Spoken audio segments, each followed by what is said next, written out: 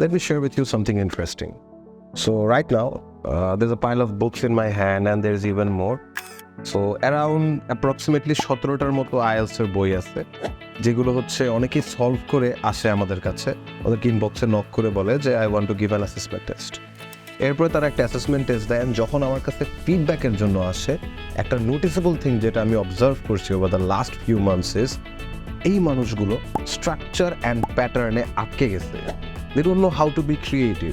এই বইগুলো সলভ করে যেটা হয় আপনাদের, সেটা হচ্ছে আপনাদের এক্সপিরিয়েন্স হয় আইএলটিএস চ্যালেঞ্জে নেওয়া। বাট সেই চ্যালেঞ্জটা কীভাবে আপনি প্রপারলি ইউজ টু হবেন, কীভাবে সেই চ্যালেঞ্জে সাকসেসফুল হবেন, সেটার জন্য you need to learn subtle creativity. So when you get stuck inside a bottle, when you are encaged inside a box like that, it's very hard for you to tackle a question that's going to be unseen. So to do that, আমরা আমাদের one-on-one session-এ promote করি creativity. We try to instill the culture in students যেখানে স্টুডেন্টসরা তাদের মাইন্ডসেটকে তাদের culture of রাইটিংয়ে creativity and proper structures are একটা perfect combinations create করতে পারবে. So to let you know that, what you need to do is sign up for an assessment test with us.